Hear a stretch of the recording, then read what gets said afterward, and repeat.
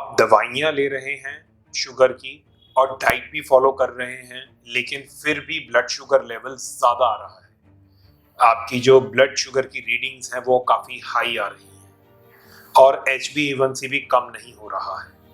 उसका क्या रीज़न है? क्या रीज़न है कि शुगर लेवल्स डाउन नहीं जा रहे हैं? देखिए, इसके सबसे इम्पोर्टेंट 15 रीज़न्स होते हैं और 15 रीजंस में कहीं ना कहीं पे आप ये देखेंगे कि आपका जो रीज़न है आपको मिल जाएगा या 3-4 रीजंस आपको इनमें से मिल जाएंगे जिनकी वजह से शुगर लेवल्स आपका हाई जा रहा है।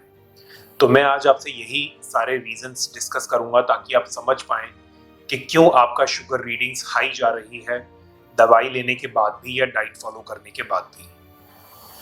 नंबर 1 रीज़न है हाई इंसुलिन रेजिस्टेंस।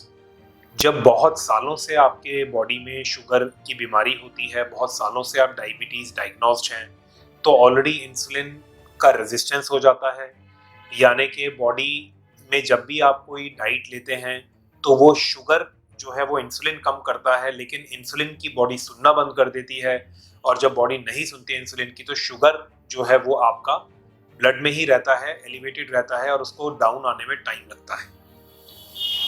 और ये जो प्रोसेस है इसमें महीनों भी लग जाते हैं, 2 महीने, 3 महीने, 4 महीने। कम जरूर होगा आपका शुगर लेवल्स अगर आप प्रॉपर डाइट फॉलो कर रहे हैं, लेकिन उसमें टाइम लग सकता है। तो आपको पेशेंस रखना है और आपको एक प्रॉपर गाइडेंस रखनी है कि दवाइयों का और शुगर लेवल को कैसे आप मैनेज करें, कैसे दवाइयाँ आप विद टाइम कम करें। वो चीज़ें आपको डॉक्टर के असिस्टेंस से ही आप बेटर कर पाएंगे उसको और कोई रिस्क नहीं होगा।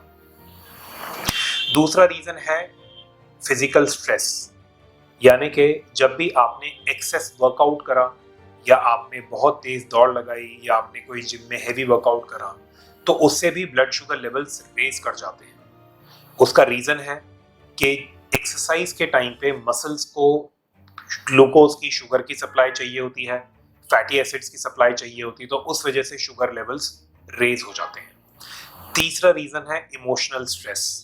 अगर आपको किसी भी चीज़ की कोई एंजाइटी हुई या वरी हुई या आपने कोई बहुत ज़्यादा किसी चीज़ के बारे में चिंता रखी अपने माइंड में, तो उस वजह से भी शुगर लेवल्स एलिवेट हो जाते हैं, क्योंकि मेंटल स्ट्रेस से कॉर्टिजोल हार्मोन बढ़ता है, कॉर्टिजोल एक स्ट्रेस हार्मोन है, उससे भी शुगर लेवल्स जो है वो बढ़ जाते हैं। काफ़ी दवाइयाँ हैं जो कि शुगर लेवल्स को बढ़ाती हैं, जैसे कि कुछ बीपी की दवाइयाँ, जैसे कि साइकेट्री की मेडिकेशन, जैसे एंटी डिप्रेसेंट्स या एंटी एंजाइटी ड्रग्स लोग लेते हैं तो उनसे भी शुगर लेवल्स बढ़ जाता है। इनफैक्ट लगभग 400 ऐसी दवाइयाँ हैं जिनसे कि शुगर लेवल बढ़ जाता है। तो ये भी आपको देखना है कि कहीं ऐसा तो नहीं कि दवाइयाँ आपके जो आपकी दवाइयाँ जो आप ले रहे हैं किसी भी कंडीशन के लिए, उन्हीं से आपका शुगर लेवल बढ़ रहा हो, तो ये भी समझना ज़रूरी है। फिर उसके बाद में हम आते हैं प्रोटीन कंजम्पशन। कभी कभी क्या होता है कि जब आप कार्बोहाइड्रेट कम कर देते हैं तो आप प्रोटीन और फैट की डाइट ज़्यादा लेते हैं, और कभी कभी ज़्यादा प्रोटीन लेने से भी शुगर एलिवेट हो सकता है, क्योंकि बॉडी में प्रोटीन जा करके ग्लूकोनियोजेनेसिस प्रोसेस से शुगर को बढ़ा सकता है। फिर हम बात करते हैं थायराइड फंक्शन की। अगर आपको हाइपोथायराइड की प्रॉब्लम है उसमें भी ब्लड शुगर लेवल्स एलिवेटेड हो जाते हैं। फिर हम बात करते हैं हिडन कार्बोहाइड्रेट्स की या हिडन शुगर्स की। जैसे बहुत सारे लोग हैं जिनको ये नहीं पता होता कि आप जो रेगुलर बेसिस पे जो मेयोनीज खा रहे हैं, बॉटल्ड मेयोनीज होती है, उनमें शुगर्स होते हैं एडेड। रेगुलर बेसिस पे जो लोग केचप्स में, टोमेटो केचप्स में तो होता ही है, लेकिन मस्टर्ड सॉस में भी शुगर आ जाता है। बाहर के जो अचार होते हैं, बॉटल्ड जो पिकल्स होते हैं, उनके अंदर भी शुगर एज अ प्रिजर्वेटिव डाला जाता है। तो ये सब बॉटल प्रोडक्ट में आपको इंग्रेडिएंट चेक करने पड़ेंगे, अगर उसमें आप शुगर्स हैं तो वो भी आपके शुगर लेवल को एलिवेट करेंगे।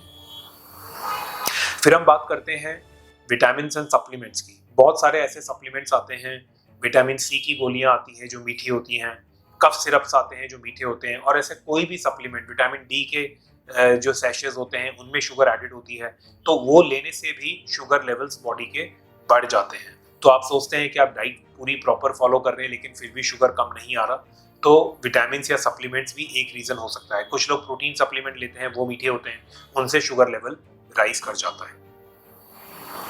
फिर कॉफ़ी इंटेक। कॉफ़ी इंटेक भी एक बहुत बड़ा रीज़न है ब्लड शुगर राइज होने का, और अगर आप कॉफ़ी कभी कभी एक्सेस हो जाती है तो उसकी वजह से भी शुगर लेवल्स राइज हो सकते हैं। फिर माइक्रोन्यूट्रिएंट की डेफिशिएंसी, जैसे कि विटामिन डी की डेफिशिएंसी, मैग्नीशियम की डेफिशिएंसी, क्रोमियम की डेफिशिएंसी, ये सब डेफिशिएंसीज भी आपके शुगर लेवल को बढ़ा सकता है। फिर हम बात करते हैं कोल्ड, फ्लूज या किसी भी तरीके के इन्फेक्शन की।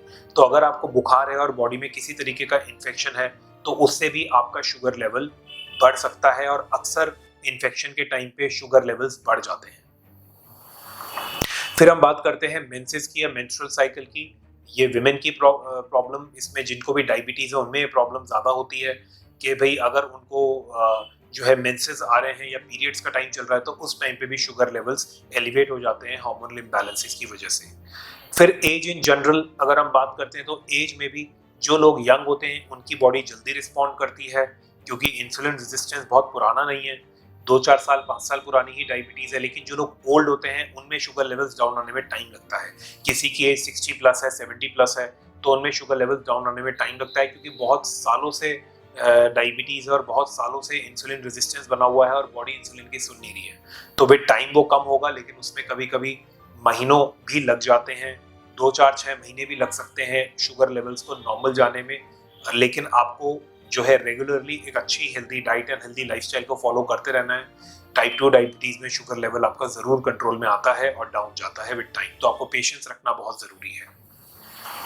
फिर हम बात करते हैं जो है मैक्रोन्यूट्रिएंट्स की, कि आप जैसे कभी कभी क्या होता है कि आपने कोई खाना खाया और आपको भी पता है कि इसमें कार्बोहाइड्रेट कंटेंट कम है, जैसे कि आप कोई नॉनवेज आइटम लेते हैं, उसके साथ में आप जो है बटर या घी में वो प्रिपेयर्ड होता है, या फिर आप जो है अगर आप प्रोटीन डाइट ज़्यादा लेते हैं, या फिर आप वेजिटेरियन डाइट में सैलेड्स लेते हैं, तो इनमें जो शुगर कंटेंट है वो कम होता है, क्योंकि सैलेड्स में काफ़ी फाइबर होता है और शुगर कंटेंट कम होता है, तो आपका शुगर लेवल मेंटेन और अच्छा आता है।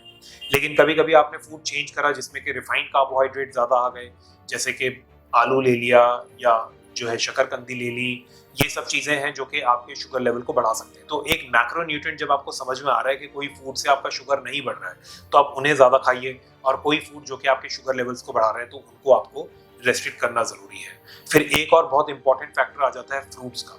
फ्रूट्स में भी जो है शुगर, जो हाई स्वीट फ्रूट्स होते हैं जैसे बनाना हो गया, एप्पल हो गया, ये सारे जो फ्रूट्स हैं, मैंगो हो गया, चीकू हो गया, पपाया हो गया, ये सारे फ्रूट्स का जो शुगर कंटेंट है, शुगर लोड है वो ज़्यादा होता है, और अगर आप ये ज़्यादा क्वांटिटी में लेते हैं तो इनसे भी शुगर बढ़ सकता है और बढ़ जाता है लोगों का। तो जिनको हाई इंसुलिन रेजिस्टेंस है और जिनका वजन भी ज़्यादा है, जिनको डायबिटीज़ बहुत टाइम से है, तो अगर वो ये वाले हाई स्वीट फ्रूट्स लेंगे तो उससे भी आपका जो है शुगर लेवल बढ़ जाता है। बेरीज हो गए, ब्लूबेरीज, ब्लैकबेरीज, स्ट्रॉबेरीज, जामुन हो गया, इन सब में शुगर कंटेंट कम होता है, तो ये आप खाएंगे तो इससे आपका शुगर लेवल ज़्यादा नहीं बढ़ेगा और आपका कंट्रोल में रहेगा। तो ये भी एक फैक्टर है कि जितना आप स्वीट फ्रूट्स ज़्यादा लेंगे और ज़्यादा मात्रा में लेंगे, रेगुलर लेंगे, तो इनसे भी शुगर लेवल्स आपका बढ़ेगा और बढ़ा रहेगा, और कहीं ना कहीं पे आपको इसकी भी मॉडरेशन में लेना चाहिए, या अगर बहुत ज़्यादा आपकी शुगर हाई जा रही है तो इन फ्रूट्स को आपको फॉर टाइमिंग अवॉइड कर देना चाहिए। तो आई होप कि आपको आज ये सब जो 15 रीजंस मैंने आपको बताए हैं कि क्यों शुगर लेवल्स बढ़ जाता है, ये समझ में आया होगा।